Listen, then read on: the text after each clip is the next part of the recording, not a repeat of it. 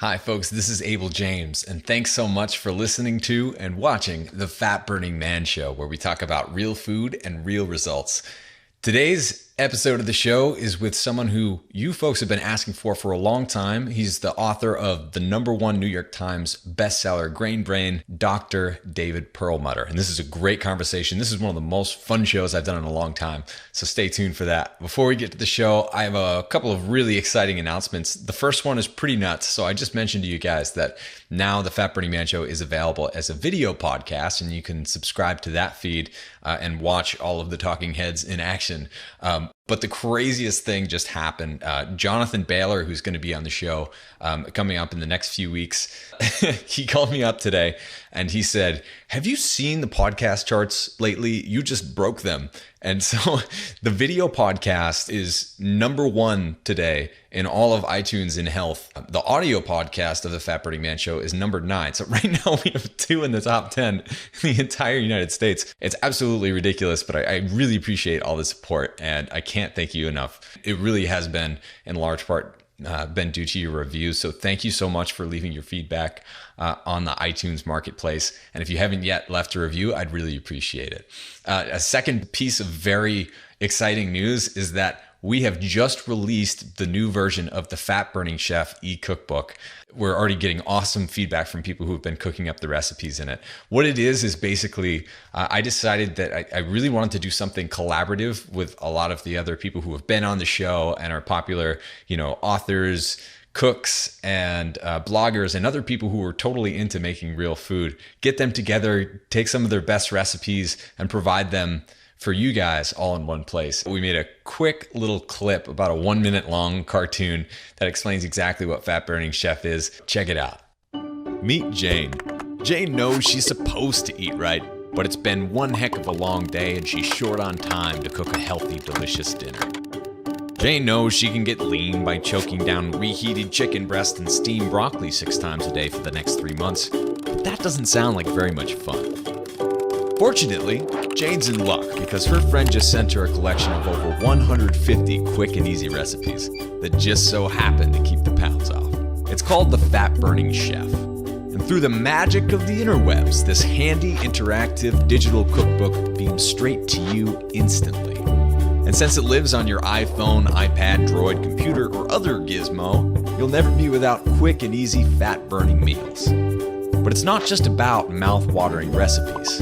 We want to change the world with real food. When you grab the Fat Burning Chef, you get another copy as a free gift to share with your friends and family.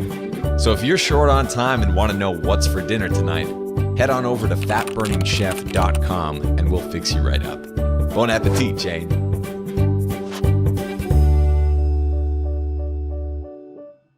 So a lot of the people in the Fat Burning Chef are familiar to you. They've been on the show, including my buddy George Bryant of Civilized Caveman, Dave Asprey of Bulletproof Exec, Melissa Juwan, and many, many more. We have 28 plus chefs in there, as well as Allison, who was just on the show, and myself too. These are the foods that we're making every night, and they're delicious. So if you're interested in checking it out, we're running a discount until the new year. You can just go to fatburningchef.com right now to check it out. All right, so onto the show with Dr. David Perlmutter. We talk about the surprising reason you should be eating more cholesterol, how eating fat makes you smart, the brain-building effects of musical training. This is a personal one that's very close to my heart. And the 2 things you can do right now to literally regrow your brain. All right, let's go hang out with Dr. David. All right, folks, Dr. David Perlmutter is a board-certified neurologist and the author of the terrifically titled #1 New York Times bestseller, Grain Brain, The Surprising Truth About Wheat, Carbs, and Sugar, Your Brain's Silent Killers. How's it going, David? It's going great, Abel. Thanks for having me. I'm so excited you're here, and I'm even more excited about the guitar behind you. So, but right before this call, it was kind of awesome. We were talking about what kind of music each one of us plays, and I think after we hang up this call, we're probably going to do a little jamming. I'm going to play some rhythm. You can rock the lead. So I would love to start. There are so many things to talk about. Your book, Grain Brain, is brilliant. A lot of my listeners have actually asked for you by name, and they're just like, when is he going to come on the show? So I'm really glad. Thank you so much for taking the time. I know you're busy. I'm delighted. Absolutely. But let's talk about how there's tremendous power in what you have to say, and in the sense that you can literally change the way that your brain works based upon what you eat. So can you just riff on that a little bit? So, the brain is a very energy dependent organ. 25% of all your basal energy expenditure when you're at rest is consumed by this highly metabolic organ called your brain. And that's actually a good thing. And I think as we get started, we should ask, what is the fuel that we're using to power the brain? And what we now understand is, we all grew up with this notion in healthcare that the brain loves glucose and requires glucose to be powered and for its energy demand. And the reality is nothing is further from the truth. The brain actually thrives when it is shifted to burning fat, a process called keto adaptation. And it works beautifully to the extent that even now, when we recognize that in Alzheimer's disease, it's primarily an energy utilization deficiency disease, that here there is, in the United States, the FDA has approved a medical food which basically fills in the gaps, powers the brain with ketones, with fats, and that's available now by prescription. So it looks like the pharmaceutical industry, and I'm nothing derogatory here, has jumped on board in recognizing finally that the brain really is powered beautifully, far more efficiently, and with a reduced rate of free radical production when it utilizes primarily fat as a fuel source, as opposed to burning carbohydrates and specifically glucose. So that notion of the brain having a preference for fuel right off the bat is kind of odd. But the idea that the brain requires glucose, meaning that we require carbohydrate in our diet, is really felonious. I feel like there's growing acceptance for that fact, especially in certain circles, but when did that really start to come out in the literature?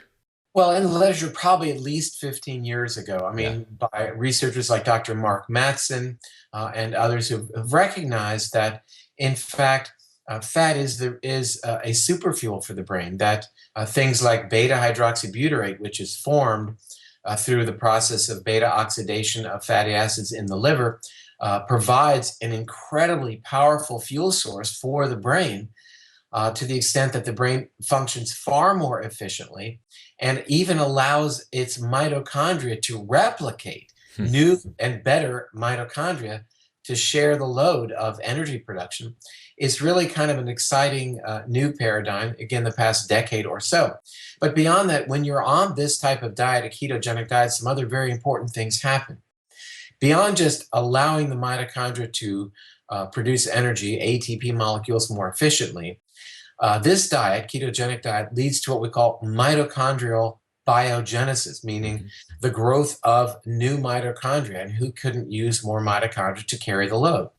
But in addition, we now understand that we've got to really nurture our mitochondria. The mitochondria, aside from their role in energy purveyance for the brain cells, actually function to dictate, in some regard, the function of the nuclear DNA, not the mitochondrial DNA, but the mitochondria influence the expression of the DNA found in the cell's nucleus. And specifically, the mitochondria are involved in the activity of the DNA that dictates, frankly, whether the cell will live or die. When the mitochondria are healthy, then the cell doesn't undergo a process called apoptosis. When mitochondria are challenged and there is deficiency of energy production, then the mitochondria signal the genome to produce certain enzymes, ultimately activating a pathway using what are called the caspase enzymes. And that tells the cell that it needs to commit suicide, basically, and leads to cell death. And you really don't want to have cell death happening in your brain, losing brain cells. I mean, Lord knows, going through our teens and our 20s, we did enough with our brain cells. We don't need to keep doing that. Fortunately, we can grow back new brain cells, which brings me to another point. And that is, When you're ketotic and producing that environment, it also activates the genes that code for the production of brain-derived neurotrophic factor, or BDNF. And I'd really like your viewers and listeners to look up BDNF. That's Bravo, Delta, November, Foxtrot, epigenetically. And Yeah. that said, that is really like growth hormone for the brain. It strengthens neurons, it makes them resilient, it makes them resistant to damage, and perhaps most importantly, BDNF triggers the brain to actually grow new brain cells, a process called neurogenesis. Beyond that, the ketogenic diet reduces the production of inflammatory mediators, with the recognition that inflammation is really the cornerstone of some of our most dreaded neurologic conditions, including Alzheimer's, multiple sclerosis, Parkinson's, etc. So the shift of nutrition of the brain away from a carbohydrate-based protocol to one that embraces the beauty of fat is really a revolutionary new paradigm. It's only what the type of diet humans have been eating for a couple of million years, so it's really brand new. Yeah.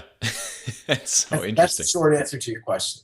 So the way that I understand it then is we've been following the advice that we need to eat lots of glucose to fuel our brains, which is the exact opposite of what we should have been doing all along.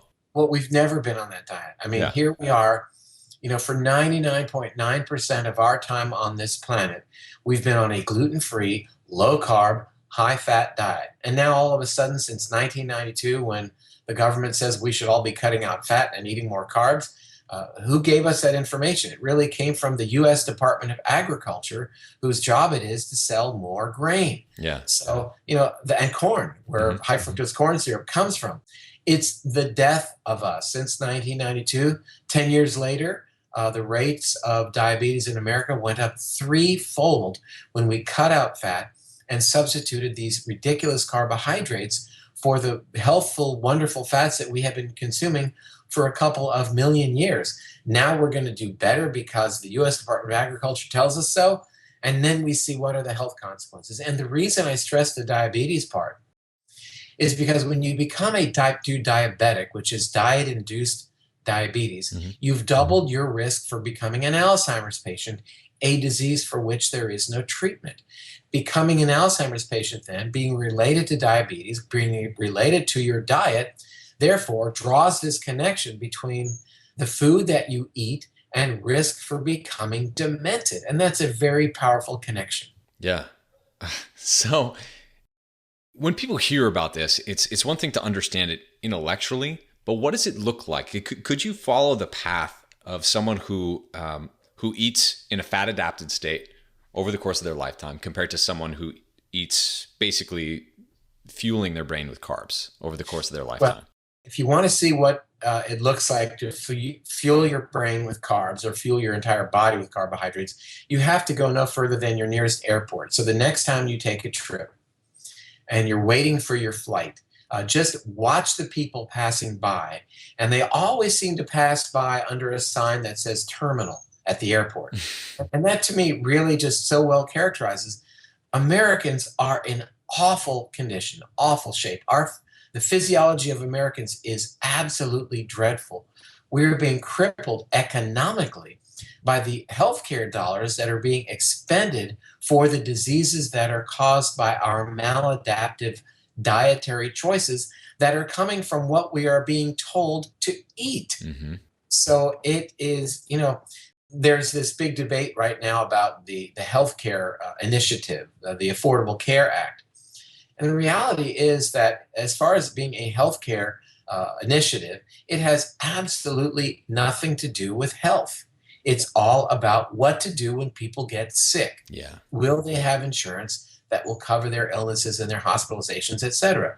Now, that's very honorable and very meaningful. But the point is, it does nothing to keep you healthy in the first place. And that starts with the food that you eat.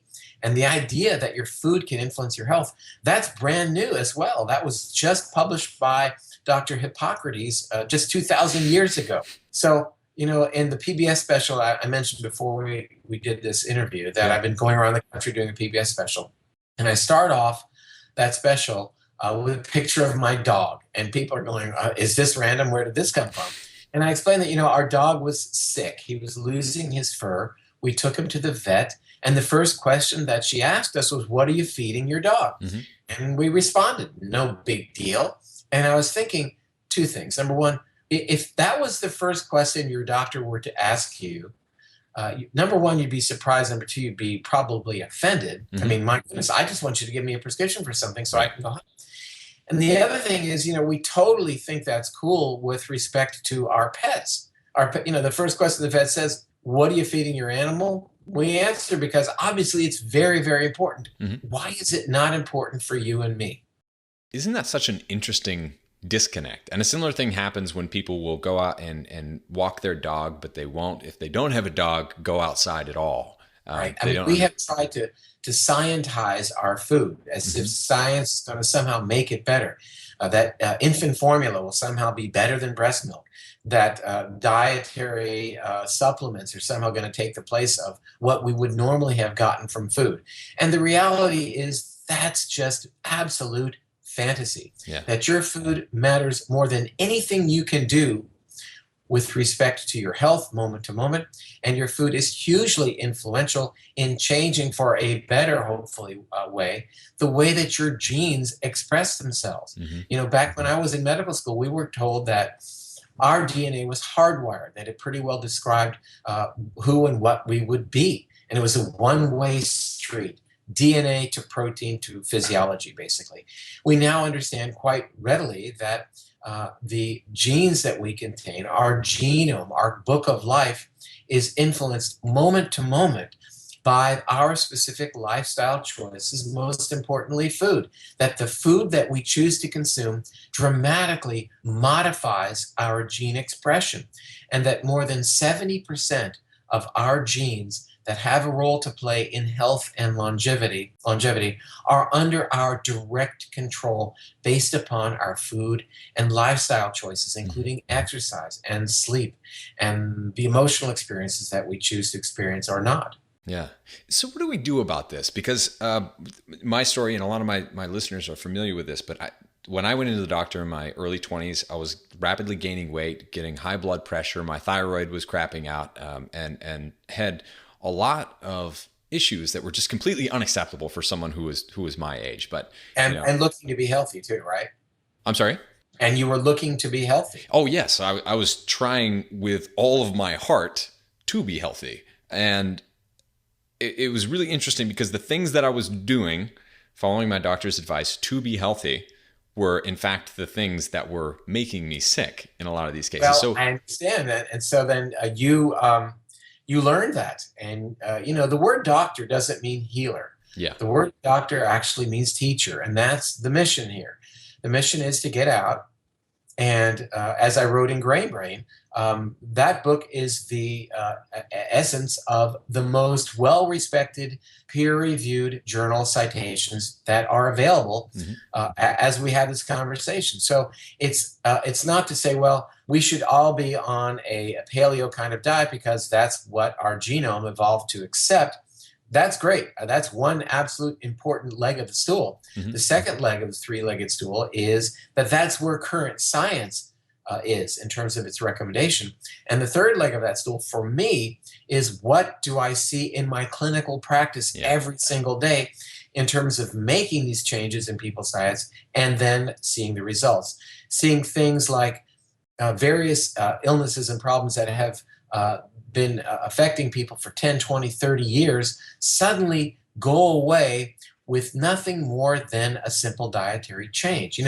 The other metric I use is social media. People go to my Facebook site, David Perlmutter, MD, and are writing these incredible stories of success, that they're cognitively improved, memory is better, that their joint pain is going away, their skin is improved.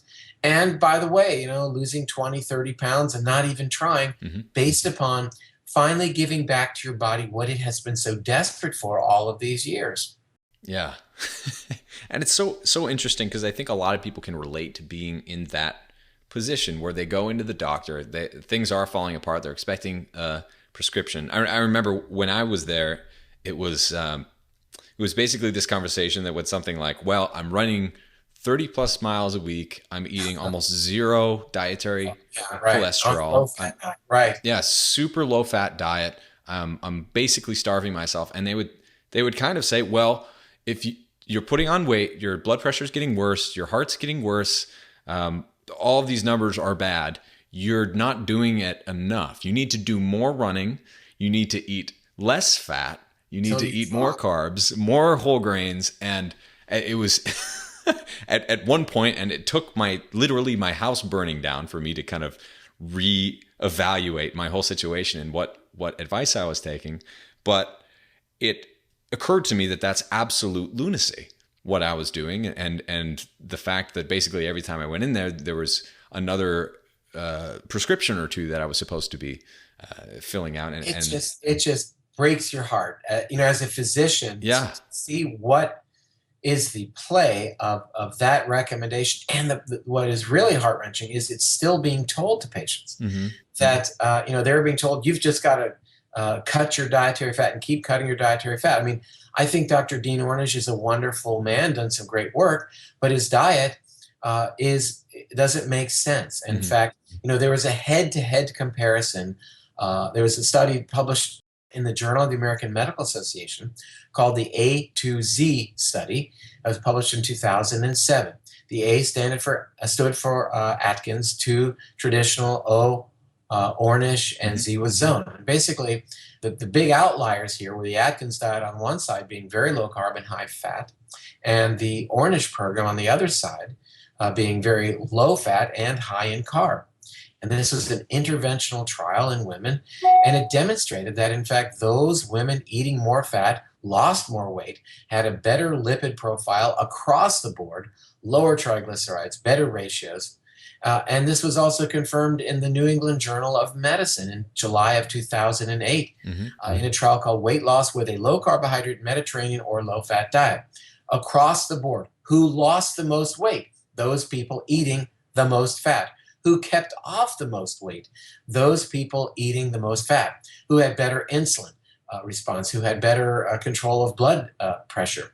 The people eating the most fat. Who had actually better lipid profiles across the board. Who had lower what's called C-reactive protein, lower markers of inflammation that relate not just to heart attack risk, but also to Alzheimer's risk.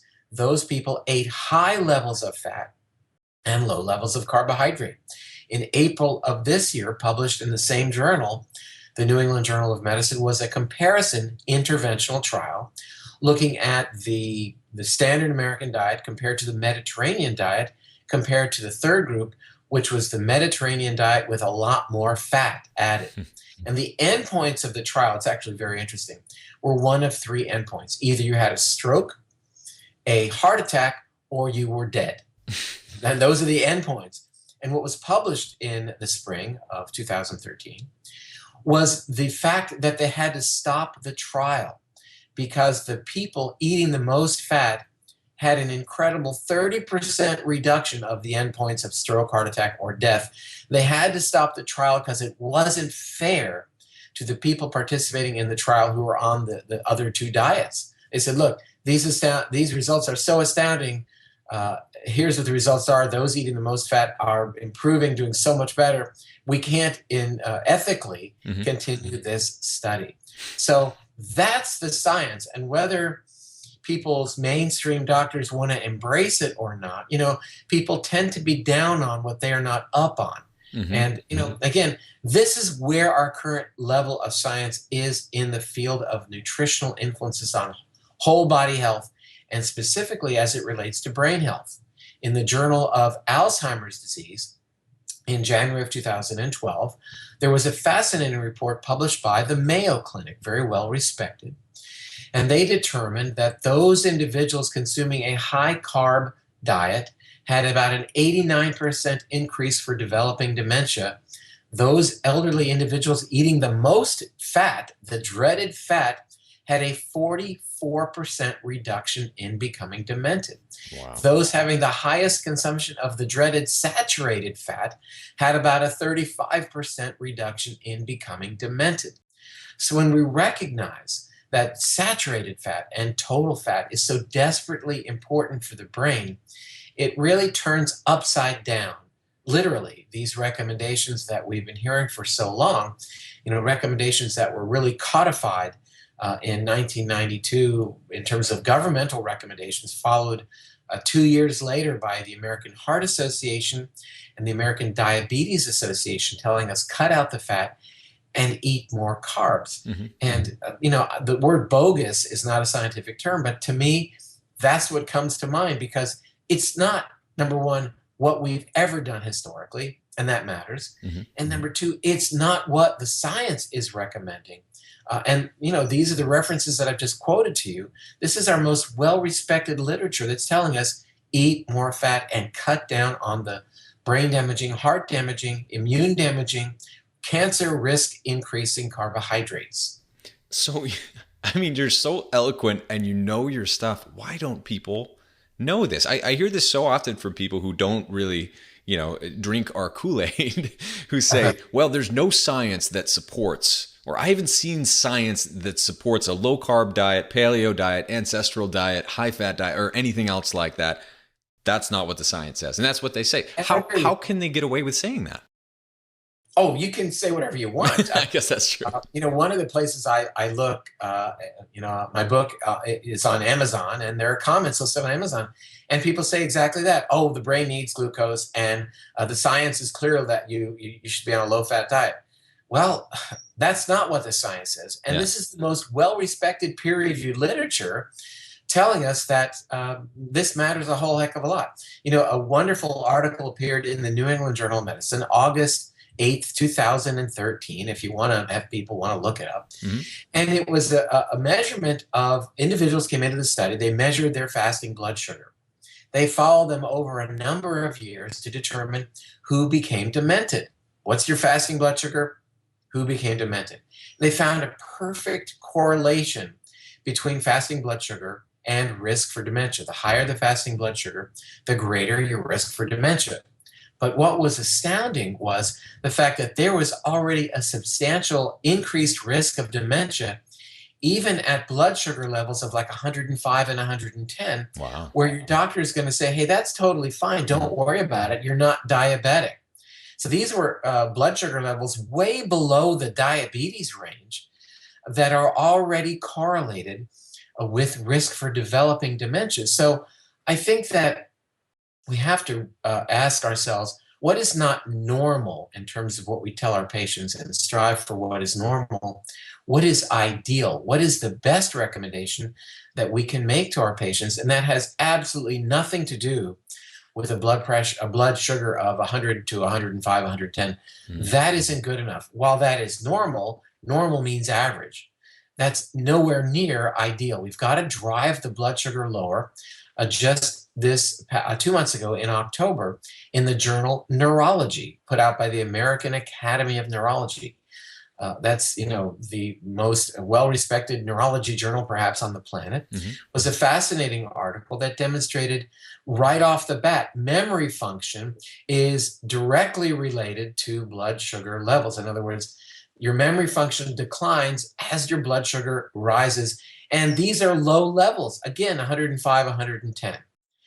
And your memory center, your hippocampus, shrinks in direct proportion to your blood sugar, even at 105. Now, let me just go on because I want to finish right here. As if I'm having so much fun right now. Like, really. A lot of people measure their average blood sugar by looking at a blood test called A1C or hemoglobin A1C. If you're diabetic, obviously you have your A1C measured every 3 or 4 months because your doctor will tell you that's an average blood sugar measurement, and indeed it is. But we've got to understand that there is a direct correlation between that A1C level and the annual rate at which your brain will shrink. The higher the A1C, the more rapidly your brain shrinks. And, you can talk about other body parts, but when it comes to your brain, size does matter. Yeah. You don't want your brain to shrink. And therefore, you've got to control your A1C, the binding of sugar to this protein, hemoglobin. And whether you have diabetes or not, any doctor can order this A1C level. In my book, Grain Brain, on page 117 is a very interesting graph that demonstrates this exact correlation between the degree of annual brain shrinkage and your A1C. But what is so compelling is that even at an A1C level of like 5.8, where your doctor is going to say, hey, that's totally in the normal range, you're already in the second highest category for shrinkage of your brain. Wow. And again, that was published in the journal Neurology, one of the most well-respected peer-reviewed medical journals dealing with brain diseases. So, there's no quick fix for this. There's no drug to fix your brain shrinkage or to bring you back, your cognitive function when you're starting to become forgetful. You walk into a room, you don't remember why, you can't find your keys, you don't remember your Wi-Fi code, and you're calling your children or your parents. That would be worse. But the point is, we kind of laugh those events off as being senior moments and being acceptable. And the reality is they are very serious. These events are harbingers to upcoming full-blown dementia. So it's not to be taken lightly. These things are reversible. You can grow back new brain cells in the brain's memory center called the hippocampus.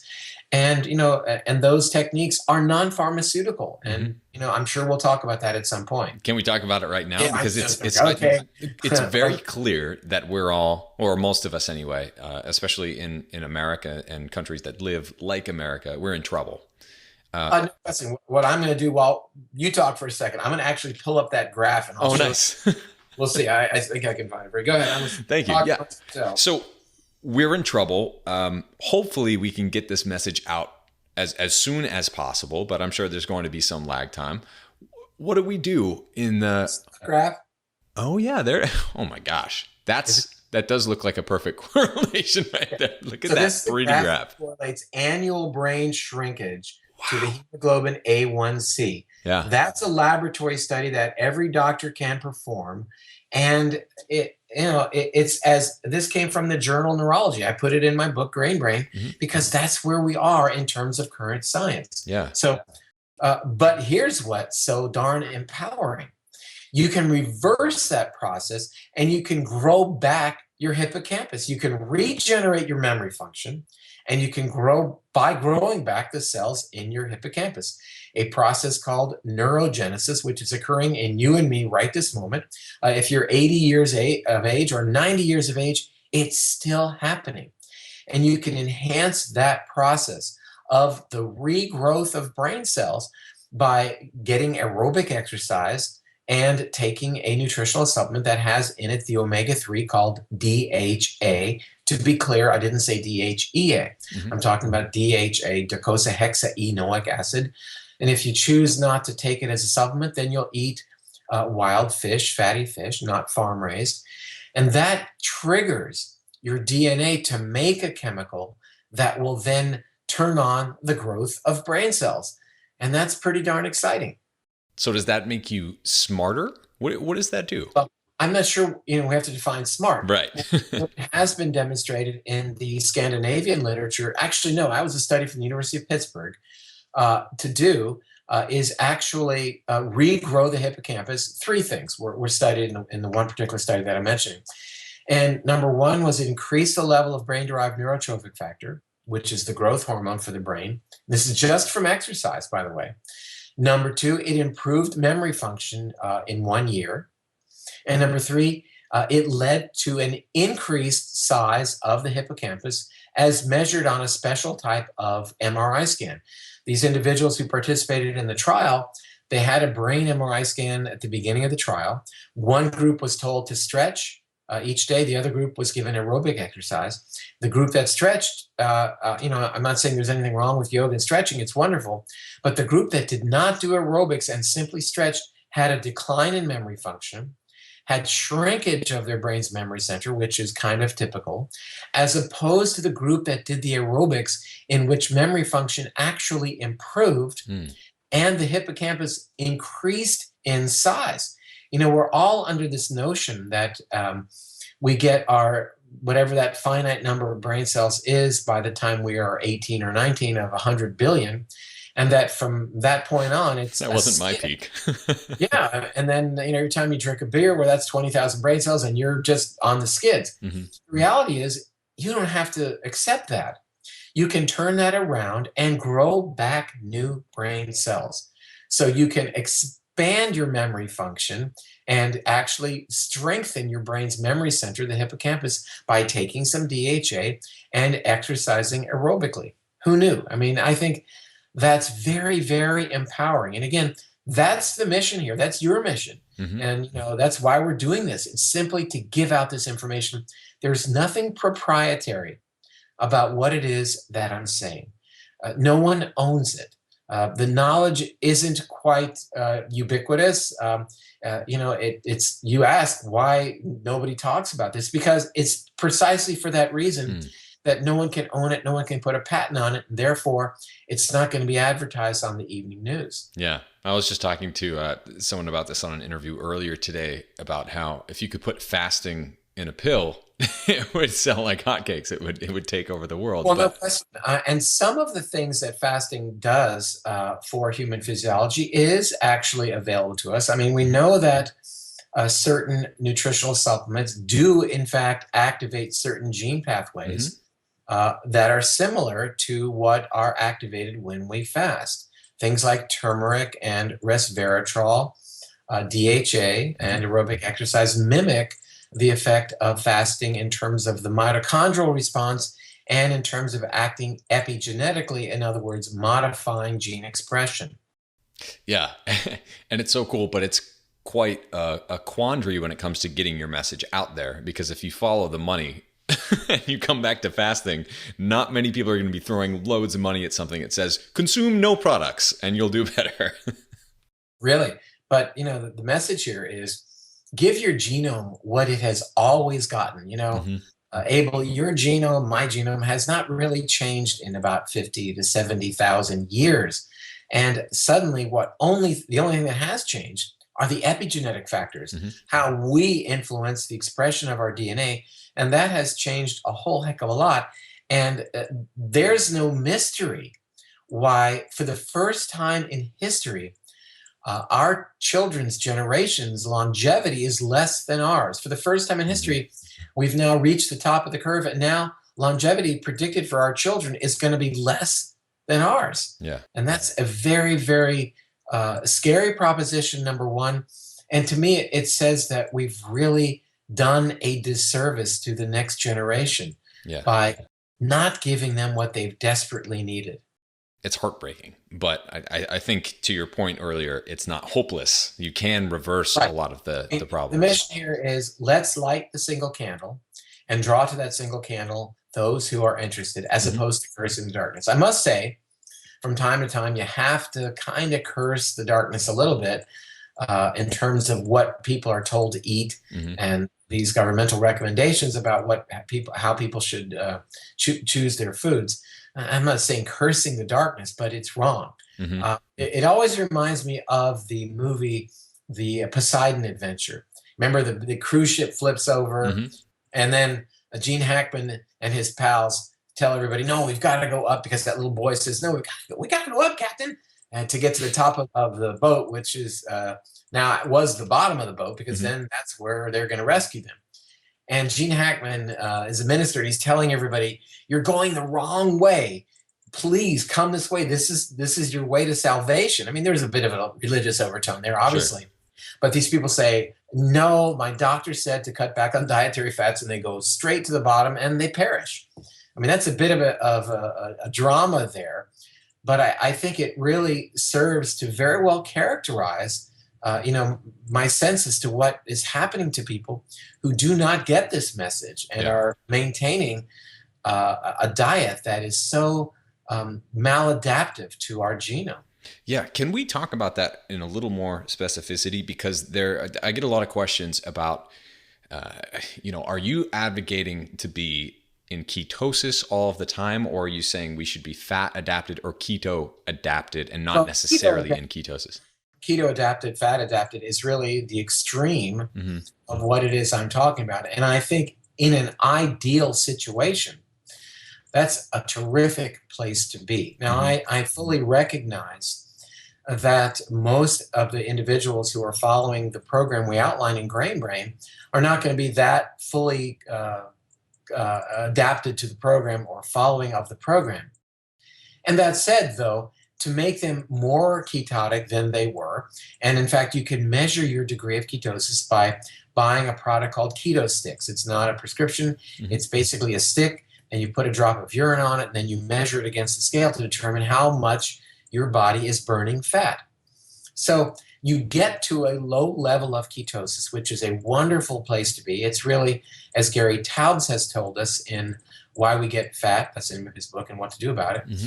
It's really what he believes is kind of the nature of humans. It was also spoken about in Nora Gedgaudas' book called Primal Body, Primal Mind. Yeah, great. Primal Mind, Primal Body. Yeah, Gary and Nora have both been on the show in the past month. And they're speaking the truth. And again, they both talk about this low level of ketosis, which really should be considered a normal situation for humans.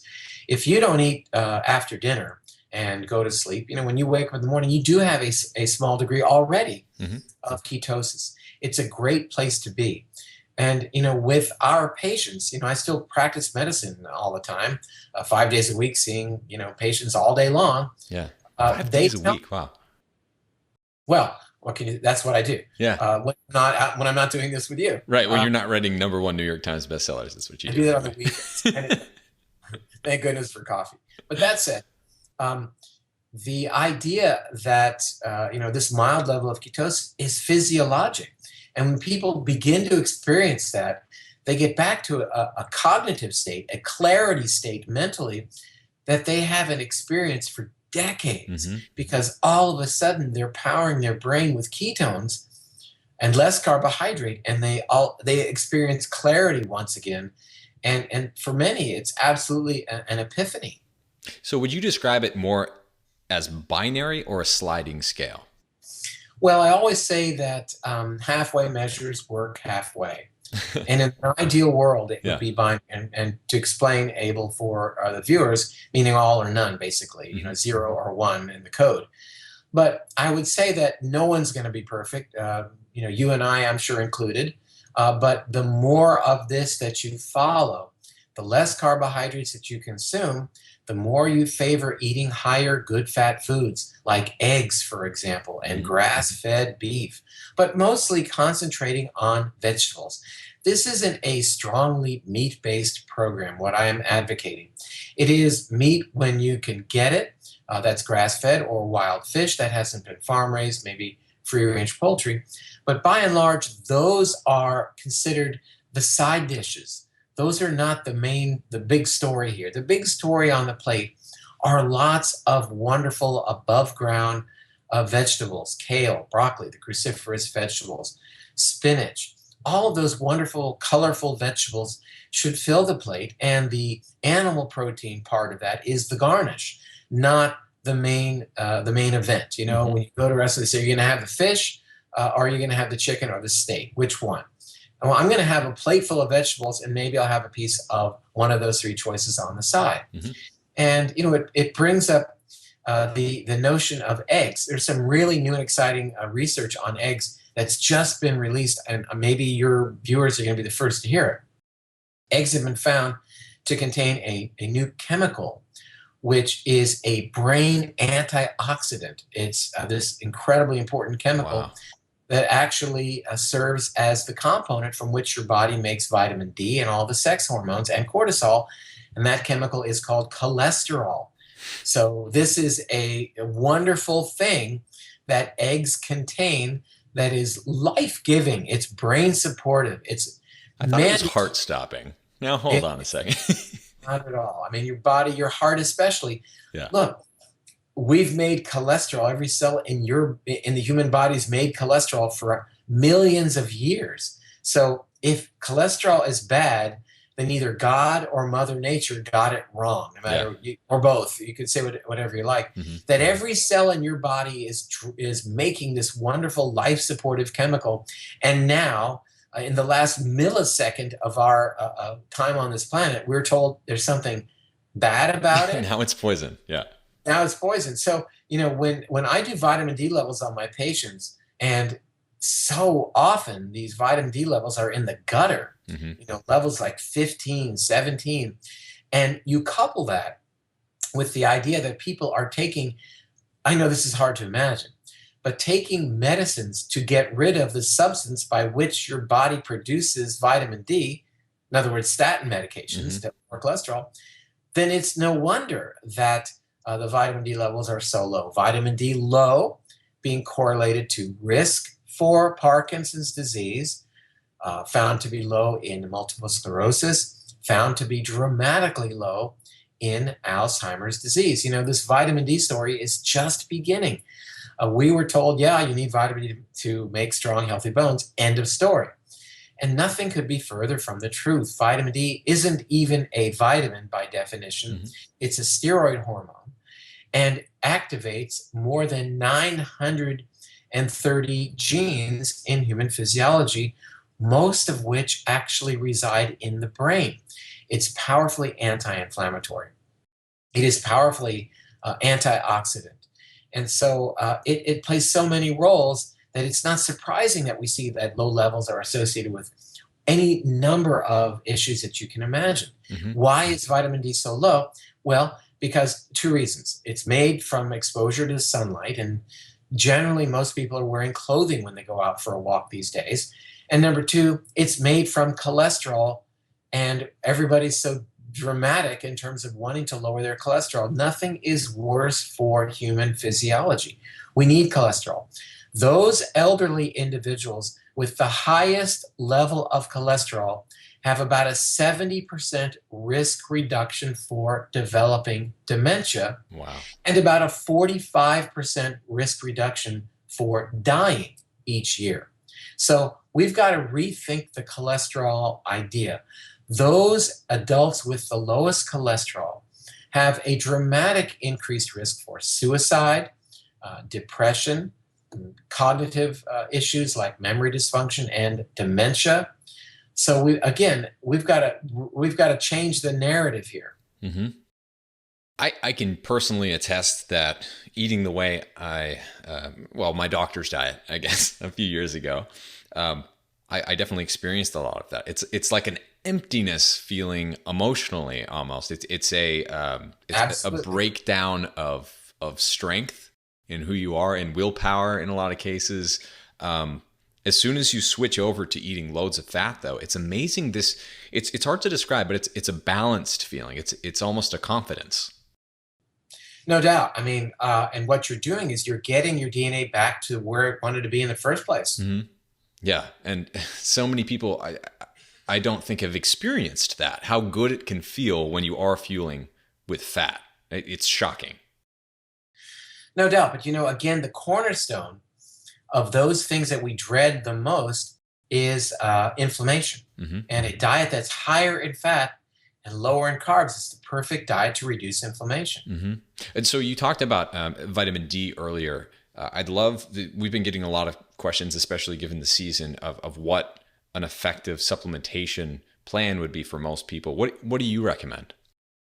Well, what I recommend is no specific dosage, because people say, well, I have a great story. I mean, I told a woman that she needed to take 5,000 or 10,000 units of vitamin D a day, and her doctor said, "No, you can't do that. That's way too much vitamin D." So she came back to me, and I put her on 5,000 units of vitamin D a day. And she went back to her doctor, and he, again, an endocrinologist, had a conniption, if that's a real word. And is that a real word, conniption? Anyway. It is now. He said, look, you need to stop 5,000 units of vitamin D a day. I don't know what Dr. Perlmutter was thinking. And he wrote her a prescription for a pharmaceutical vitamin D once a week, 50,000 units. And I said, he gave you 50,000 units a week. I gave you 5,000 units a day. Let's do the math. 5,000 units times 7 days, that's 35,000 units. Turns out he's giving you more and criticizing me for giving you 5,000 units a day. That said, the bottom line of vitamin D is there is no magic, wonderful, ideal dosage. it is absolutely irrelevant. Yeah. Some people may need 15,000 units a day, and some people can get by with 1,000 units a day. Depends on heredity, sunlight exposure, levels of cholesterol, a variety of, and obviously body fat has a huge role to play in terms of maintaining vitamin D levels. More body fat allows you to compromises your ability to convert sunlight into vitamin D and even store vitamin D. So, which seems paradoxical for a couple of reasons. Yeah. You think having more surface area, if your body is like a solar panel and you had more surface area exposed to the sun, you'd make more vitamin D. It doesn't work that way. But here's what does matter. Here's the fundamental on the vitamin D story. And that is, in recognizing that we're all different, we should be performing blood tests to measure vitamin D levels in everybody and get people to an ideal level of vitamin D, not in the normal range. Let me explain. The normal range of vitamin D is between 30 and 100 nanograms per milliliter. So that many doctors will tell their patient, well, 30 to 100 is the normal range. So you're at 35, that's totally fine. I'll see you later. But yeah, that's the normal range, but the normal range is what is considered average. And normal and average are not terms that I want to use for individuals who are following our program. Right. I like terms like ideal or optimal. Yeah. So if you want to optimize your vitamin D, you'll want to target getting it up to a level of 70 or 80, still in the acceptable normal range, but well in the range of being much more what your body can really use to augment gene expression. You know, vitamin D to some degree also plays a role in gene expression. So I think, this has not been the short answer, but the long answer then to the question is there is no ideal recommended dosage. I usually start people at 5,000 units a day, an adult, and then we work from there, go up or down following the blood test. And, that's one of the things I covered on the PBS special is, this is how to do it. This is what you need to be asking your doctor to check, a vitamin D level. And it's so compelling to me that oftentimes doctors will say, no, you're taking too much, and I'm not going to check your level because you're just taking too much, and I don't know what your other doctor was thinking. That's why we have blood tests readily available in any doctor's office to look at your vitamin D level. It's that fundamental. Yeah, absolutely. We're coming up on time really quickly. We've been burning through this, having way too much fun so far. Well, I would be irresponsible if I didn't ask you this, because this is something that's very close to my heart. It's what I studied in college, wrote my first book about it. What is the effect? You're a musician. You've been playing since, I believe you said 7 years old, playing guitar. Right. What is the effect of music on the brain? I'm sure you have some opinions on that.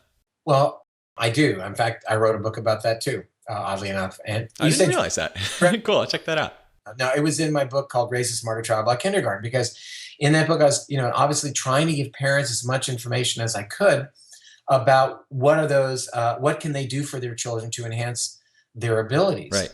And it turns out that by starting children, it turned out to be the keyboard, but any music early on in life, that was associated with not only better math performance, but verbal performance and reading performance as well, especially if children learned this abstract notion of reading music. There's nothing intrinsic about notes on the score, on notes on a scale. But what they learn is that a note in one position on the scale represents a particular tone, and that a note higher on the scale is another tone that's actually higher. So that it develops early on in life the ability for what is called abstract thinking and symbolism, that a note on a piece of paper can symbolize a sound that you can then experience by touching a particular key on the piano. Why that's important is because there's nothing intrinsic about the difference between the number 6 and the number 19. They're images, but they do have symbolism. They symbolize quantity and magnitude. And then that child's able to grasp that abstract thinking early on in life. There's no real difference between the letter A and the letter Z in terms of, again, being scribbles on a piece of paper or on a computer screen. But their sounds and the implications for what can be formed with those abstract symbols is profound. So I'm all over this idea of music training early in life and continuing that throughout your lifetime. Yeah. So it's really very, very important because it augments your ability to connect seemingly disparate, from a functional perspective, parts of the brain. Those areas that deal with abstract thinking and visual imagery, connecting those areas to executive areas, and more complex areas, and even the auditory areas. What brain function and smartness is all about is not particularly your performance on a math test or English test, but being smart is a brain that's fully integrated, that is fully communicative, one part with the next part, with the next part, and then those concept connections being ingrained as what we call an engram, as a pattern that's then hopefully permanently put in the brain to use later on. I'm having an irresponsible amount of fun right now. I really am. But we are out of time, unfortunately. But I had to bring that up because you're the first person, literally, I've interviewed who has a guitar behind you as I have a guitar behind me. But I love it. But as we sign off, could you tell folks where to find you and what exciting projects you're working on next? Well, you can find me in Naples, Florida, but that's probably not the answer. Follow me on my website, which is drperlmutter.com, which is drperlmutter.com. Who knew? My Facebook site, I post there day in and day out with all kinds of interesting information, is David Perlmutter, MD, on Facebook. And my Twitter handle is at David Perlmutter. So those are great resources, I think, if you really want to stay up to speed. We try to keep that information as fresh and refreshed as possible. Awesome. And Grain Brain is a #1 New York Times bestseller, an incredible book. If you guys haven't checked it out, I very much encourage you to do so. Dr. David, thank you so much for coming on the show. We'll have to jam again soon. Thank you, Abel. Thank you so much.